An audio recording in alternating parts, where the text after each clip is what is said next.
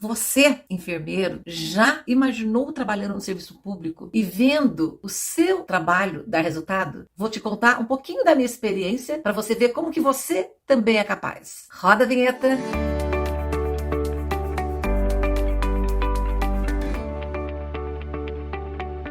Seja muito bem-vindo, seja muito bem-vinda a mais um episódio do Cicatrização 360. Esse é um programa, onde foi desenvolvido para informar vocês, para que eu possa dividir com vocês o meu conhecimento. Eu sou Rivanda Toledo, sou enfermeira estomoterapeuta e trabalho com feridas há mais de 20 anos.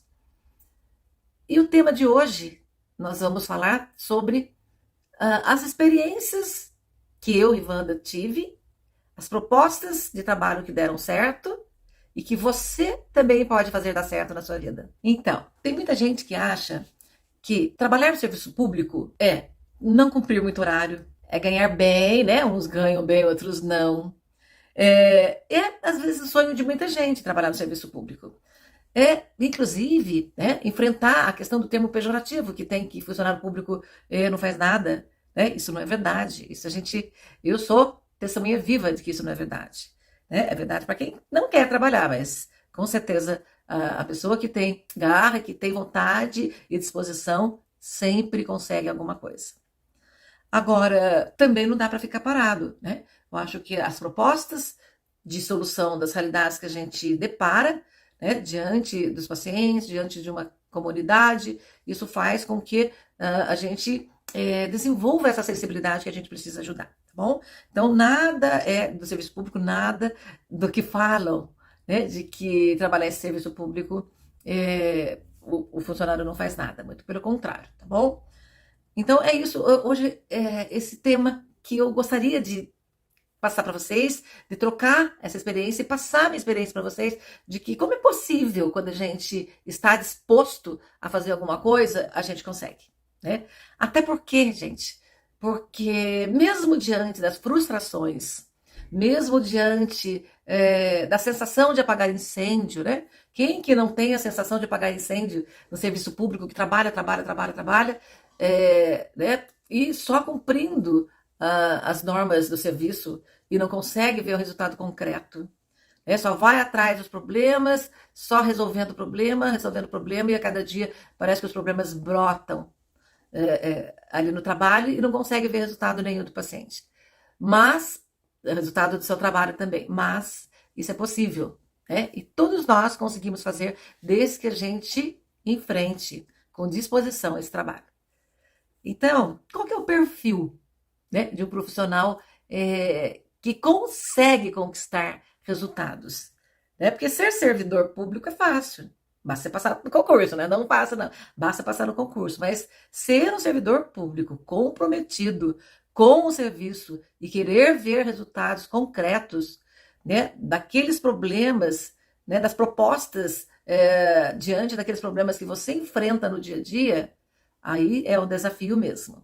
Porém, nós também não podemos ficar aguardando dentro da norma, né? Nós podemos ajudar. Eu falo que nós que estamos lá na atenção básica, né? Eu já trabalhei bastante na atenção básica. Quem está lá na ponta do sistema, geralmente são muitos daqueles que estão me ouvindo agora, trabalham lá na ponta do sistema, são os olhos dos gestores. Quando a gente quer mostrar, e quando o gestor quer ouvir.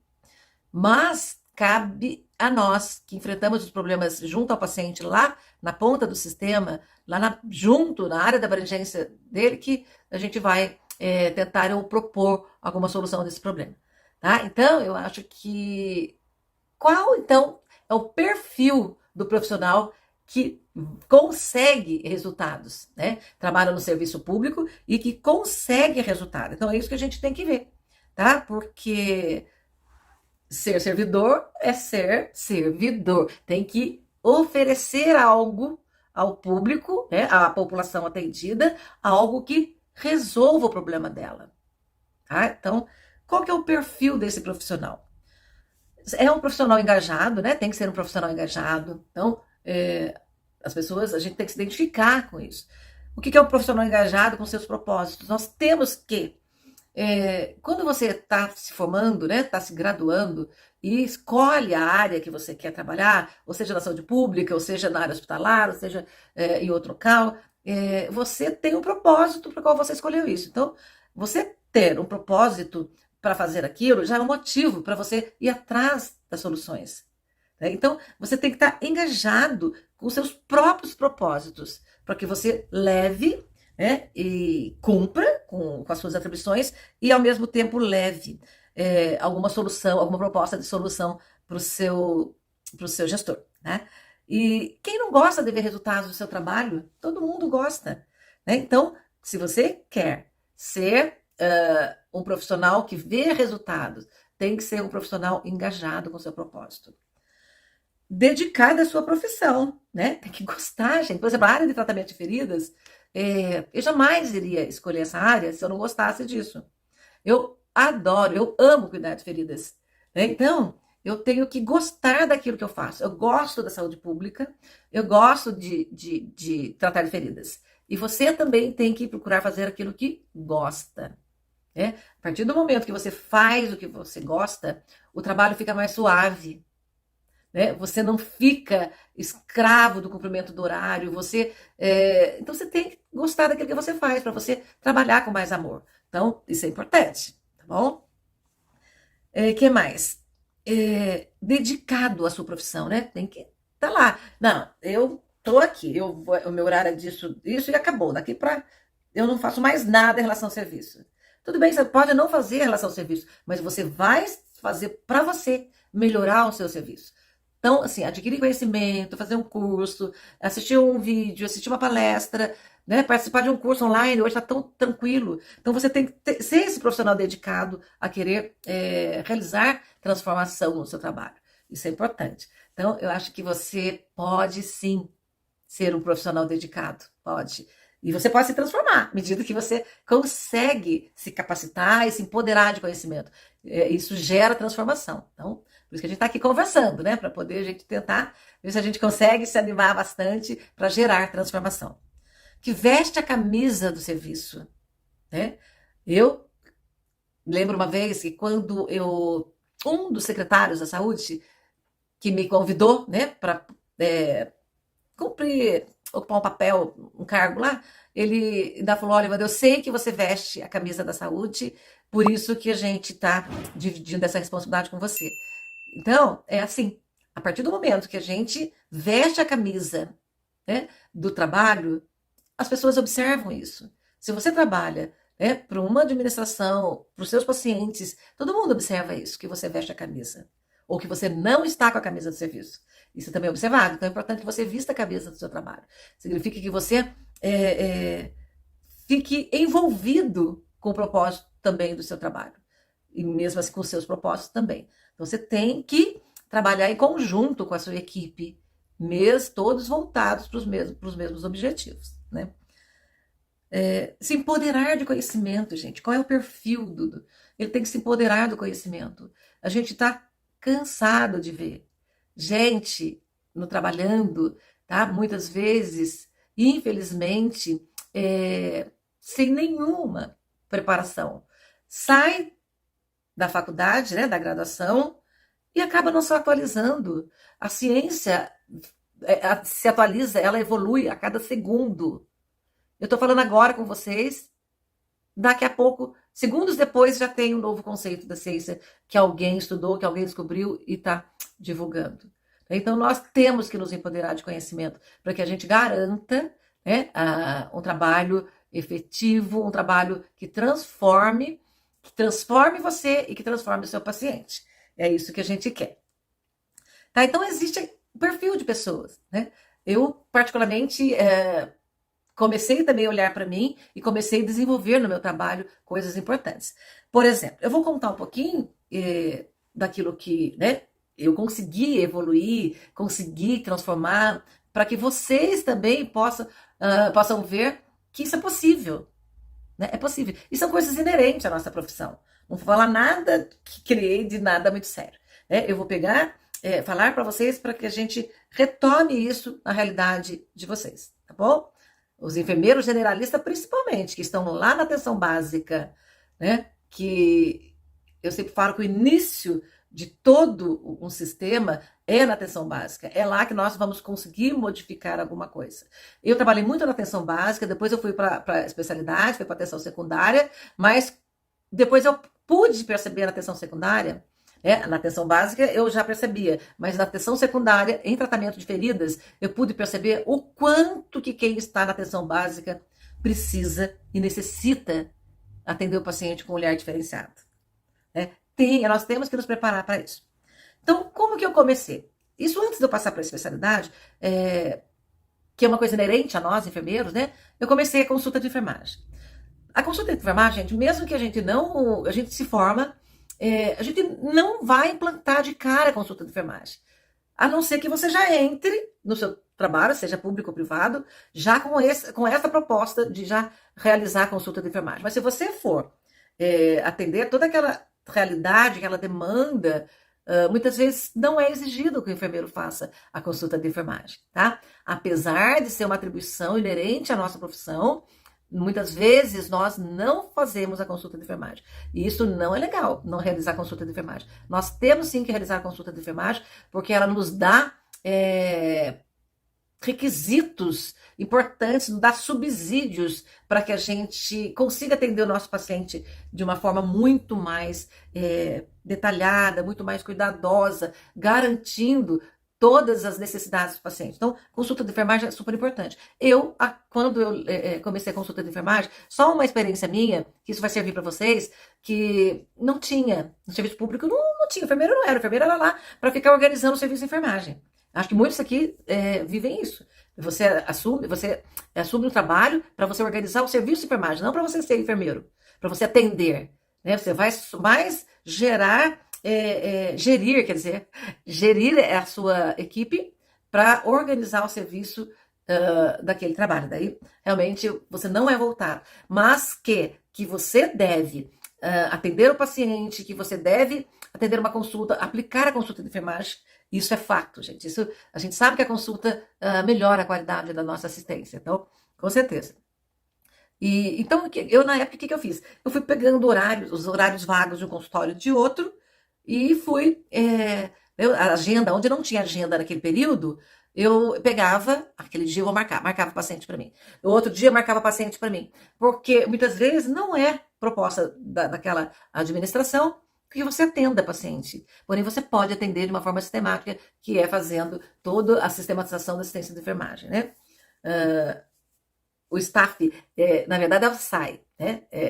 Tem por base o SAI. Eu desenvolvi o projeto que nesse curso de cicatrização 360, né, que é um curso, o staff nada mais é de que desenvolver uma consulta de enfermagem respeitando os 10 passos, os 12 passos. São 12 passos do staff, com base na sistematização, no SAI, né? Só que é muito mais completo. E é muito gostoso quando a gente faz isso com uma visão, isso ajuda, né? Sistematiza, auxilia, facilita. Então, eu acho que é importante isso. Então, a consulta de enfermagem. O que mais que eu posso pegar aqui? A criação do ambulatório. Então, voltando um pouquinho da criação do ambulatório. Depois que eu fiz a especialidade em estomoterapia, eu, ainda na UBS, eu comecei a avaliar o que eu poderia fazer para melhorar o serviço em tratamento de feridas, né? Porque o meu propósito em fazer estomoterapia era trabalhar com feridas, né? Então, eu voltei da especialidade da pós, já com um foco em trabalhar feridas. Daí eu busquei esse espaço físico para desenvolver consulta, eu peguei os pacientes. Quem que vai aqui concordar comigo? Geralmente o OBS chama o enfermeiro para avaliar a ferida na sala de curativo, não é?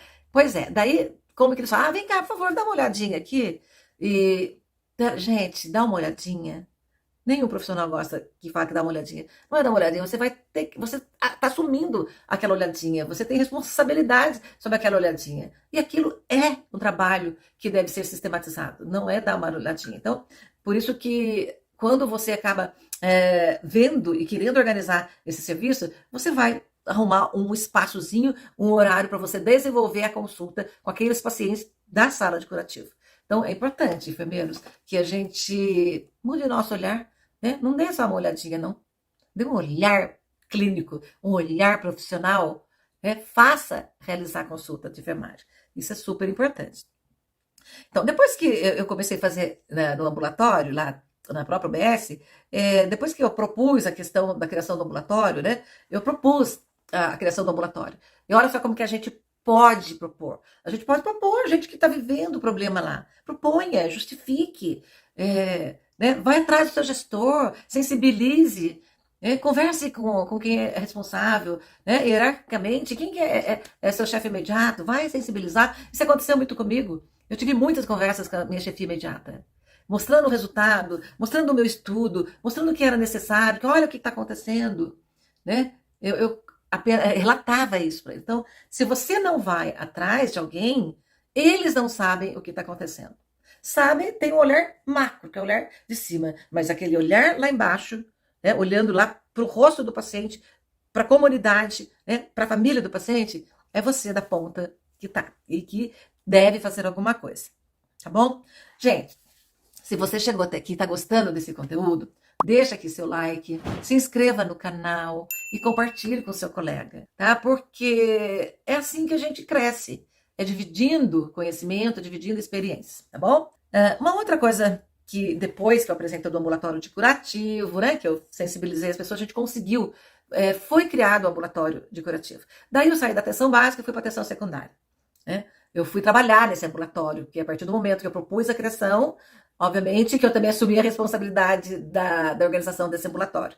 Então, fomos lá, organizamos, montamos a equipe, né? Fui atrás de recursos materiais, olha quanta coisa é possível fazer. Fui atrás de recursos materiais, dos recursos. E que recursos materiais foram esses? Você acha que eu fiz o pedido e foi comprado imediatamente? Não, até porque as coisas pudessem acontecer, a gente utilizou materiais já recolhidos das UBSs, né? Equipamentos já recalchutados, né? Eu lembro de macas, micro-ondas, né, para aquecer o soro. Então, vários equipamentos, a princípio, foram equipamentos e instrumentais usados, né? Instrumentais que cada UBS tinha às vezes bastante, daí dividir um pouco a gente. Nós estamos montando. Então, olha só o que a vontade faz. Vai atrás e a gente consegue.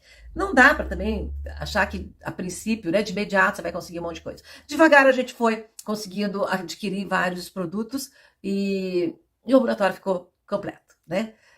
Depois montado o ambulatório, já com a equipe, com os recursos materiais básicos, nós fomos melhorando com o tempo. Daí eu senti a necessidade de capacitar os profissionais. Igual pode acontecer com vocês. Quem permanecer na atenção básica pode ficar preocupado. Criar o ambulatório interno da atenção básica e, né, pensando nesses recursos todos, e capacitar a sua equipe próximo de você.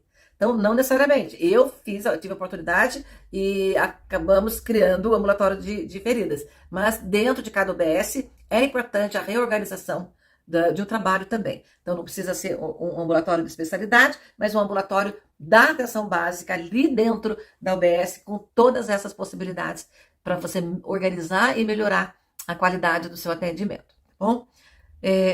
Depois que foi criado o ambulatório de curativos, foi proposto a comissão de feridas. Por quê?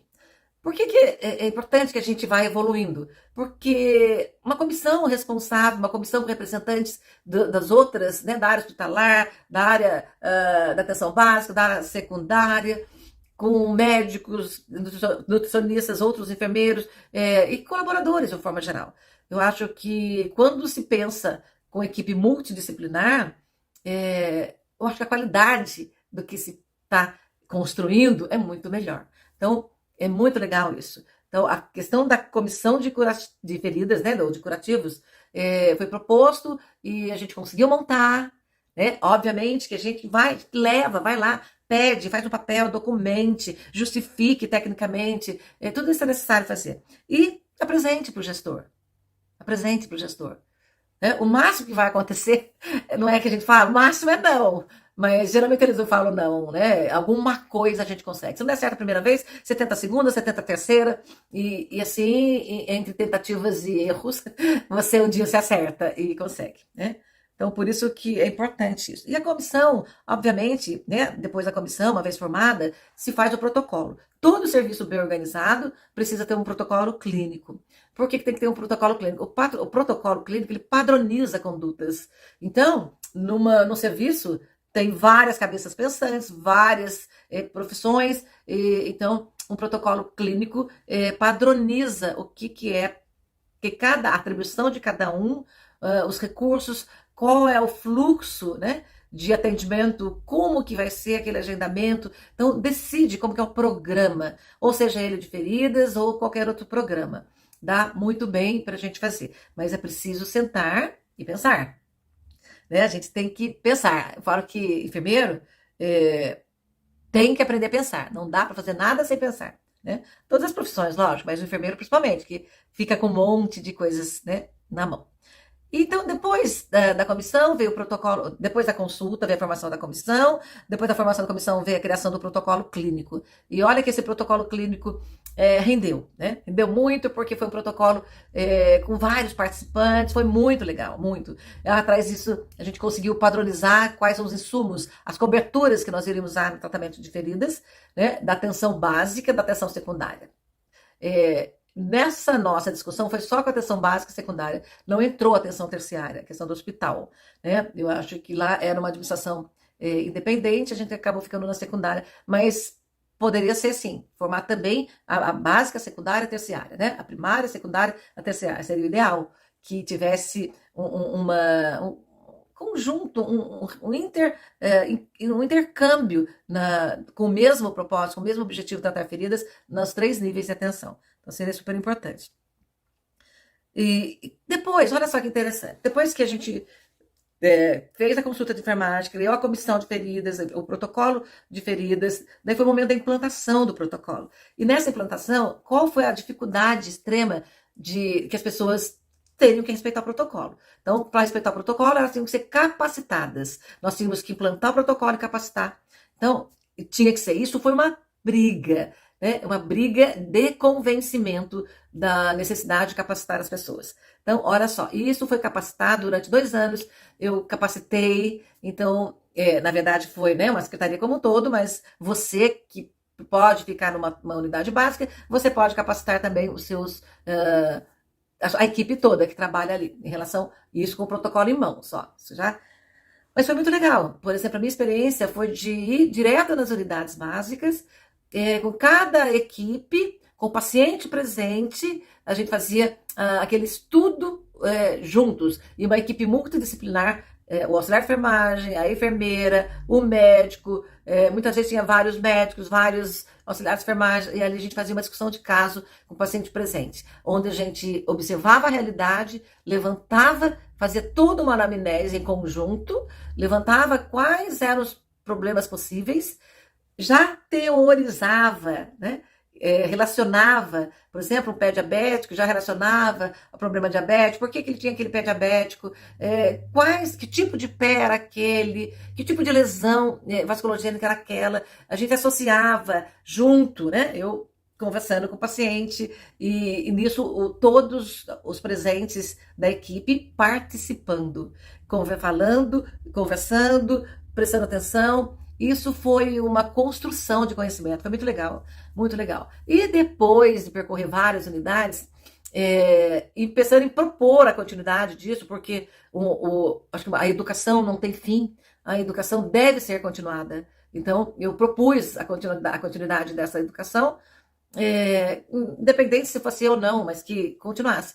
E eu percebi que nós estávamos usando um método de ensino pedagógico muito interessante. E eu fui procurar um método para ver se eu, pelo menos, também não ficasse, porque eu não era professora na época, pelo menos eu ficasse empiricamente fazendo aquilo sem saber se realmente eu podia chegar. E qual foi a minha surpresa? Que a gente já estava fazendo o chamado método de Mangueiras, que é um método técnico-pedagógico, e que a gente saía da realidade, passava pelos problemas, teorizava os problemas, criava as hipóteses de soluções e voltava para a realidade propondo a solução, né? Fazendo acontecer aquela solução. Então, era muito interessante. Então, teorizando, eu acho que na verdade, a gente estava assim, usando um método pedagógico muito interessante, que se usa muito com alunos de graduação e pós-graduação. Eu vi que tem vários trabalhos de utilização desse método no treinamento e durante a capacitação da graduação e pós-graduação, tá bom? Então, em relação a isso, foi muito bom, foi muito bom. Mas, infelizmente, isso não foi possível, né? Essa continuidade, porque nós sabemos que o serviço público é assim mesmo, a cada 4 anos muda, os administradores mudam, e todas aquelas atividades que até então estava sendo executada não são garantidas da continuidade delas, né? E foi isso que aconteceu. Infelizmente, a cada administração, as coisas muitas vezes não aconteciam, e a gente sabe que é assim, tá? Infelizmente. Mas daí acabou o treinamento das unidades. Porém, como todo e qualquer problema, né? Acaba a gente que, como a gente fala que o perfil do profissional deve ser aquele profissional engajado, já engajei em outra possibilidade e já comecei a fazer. Então, é isso que eu acho que todos podem fazer isso. Engaja, pega uma outra possibilidade e já começa. Como eu me ausentei das unidades, né, e eu fazia apoio técnico também, no período que eu não ia no treinamento, e a gente começou com apoio técnico, ou seja, eu dando apoio técnico para as unidades, daí por telefone, por e-mail, né, e pelo WhatsApp. Então, pela rede social. Então, a gente fazia a execução do protocolo, tudo pela rede social. Então, a gente conversava, né, sobre o caso, eu pedia para que lesse o protocolo, olha o protocolo em tal página, para a gente poder discutir o caso em cima da padronização de conduta, que era o nosso protocolo, né? Então, eu estou contando isso para que é muito legal, é uma experiência que teve muitos frutos, né? Então, acho que é muito bom. Então, e a partir disso, eu acho que continua, né, para dar continuidade no meu trabalho.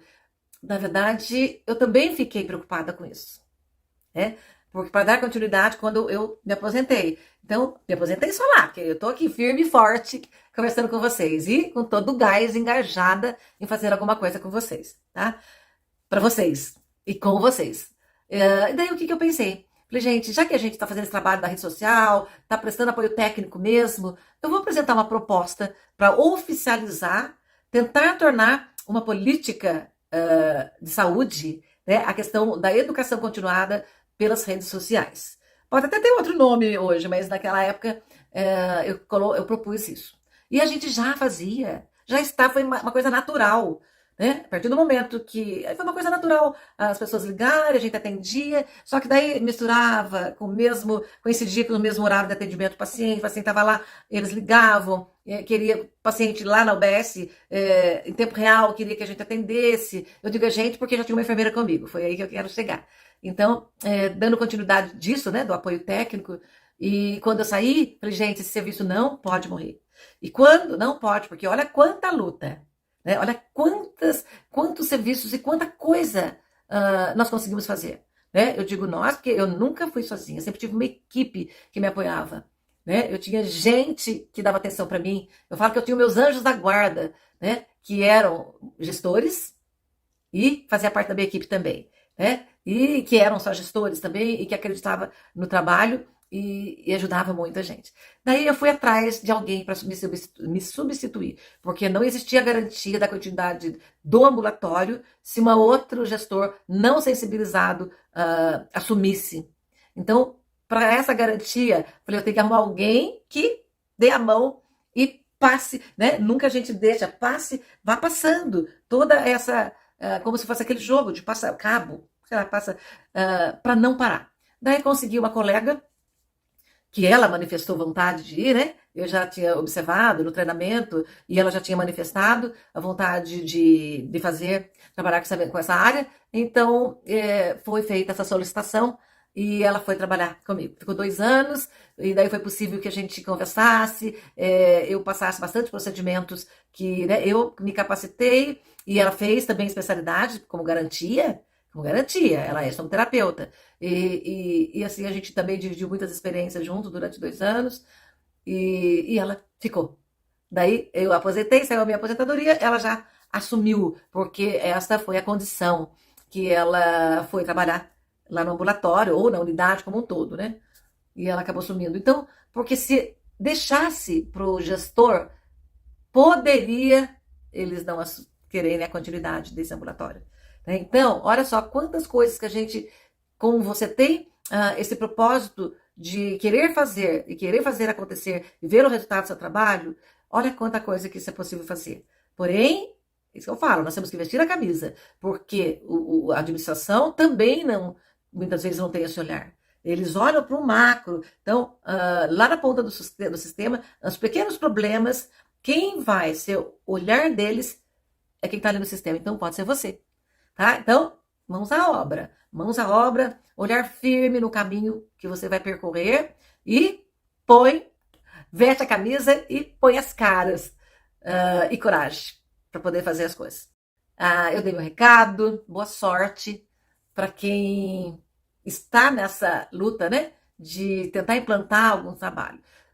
O serviço público é ótimo, é muito legal, mas tem suas limitações e seus desafios, como tem qualquer outro serviço, tá bom? Então, boa sorte, gente. Muito obrigada. Se você gostou desse vídeo, deixa aqui seu like, inscreva no meu canal e compartilhe com seu colega. Vamos disseminar o conhecimento para que todos possam se sentir mais motivados e saber que nem tudo são flores, mas que frutos a gente colhe com certeza quando a gente planta.